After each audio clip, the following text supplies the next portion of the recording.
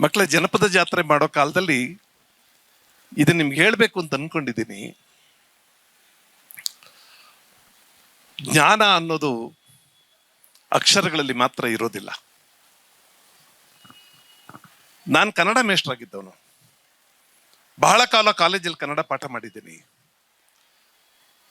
I square, ಕನ್ನಡವನ್ನ ಓದುವಾಗ, ಪಾಠ ಮಾಡುವಾಗ, ಕನ್ನಡದ ನಾಲೆಡ್ಜಿಗೆ ನಾನು ಕನೆಕ್ಟ್ ಆದಾಗ ಪ್ರಪಂಚದ ಯಾವ ಭಾಷೆಗೂ ಕನ್ನಡ ಕಡಿಮೆ ಅಲ್ಲ ಅಂತ ಅನಿಸ್ತಿತ್ತು ನನಗೆ.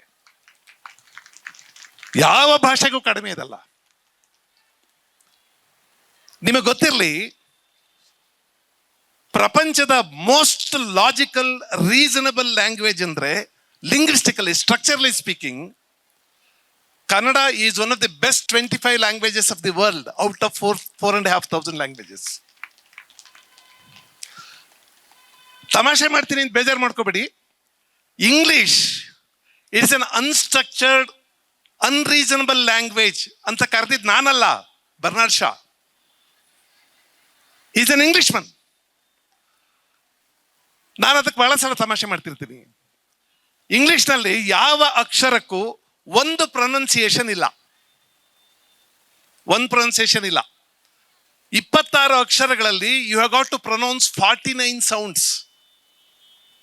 ಕನ್ನಡದಲ್ಲಿ ಹಂಗಿಲ್ಲ. ಆ ಅಂದ್ರೆ ನೀವು ಆ ಎಲ್ಲಿದ್ರು ಆ, ಅದು ಕಾ ಅಂದ್ರೆ ಅದು ಮೊದಲು ಮಧ್ಯದಲ್ಲಿ ಎಲ್ಲಿ ಕೊನೆಯಲ್ಲಿ ಇರ್ಲಿ ಕಾನೇ ಅದು. ಇಂಗ್ಲಿಷ್ನಲ್ಲಿ ಸಿ ಅನ್ನೋ ಅಕ್ಷರ ಇದೆ, ಅದನ್ನ ನೀವು ಒಂದ್ಸಲ ಕಾ ಅಂತೀರಿ, ಒಂದೊಂದ್ಸಲ ಸಾ ಅಂತೀರಿ. ಯಾವಾಗ ಕಾ ಅನ್ಬೇಕು, ಯಾವಾಗ ಸಾ ಅನ್ಬೇಕು ಅನ್ನೋದಕ್ಕೆ there is no definite rule. Success ಅಂತ ಒಂದು ಶಬ್ದ ಇದೆ, SUCCESS.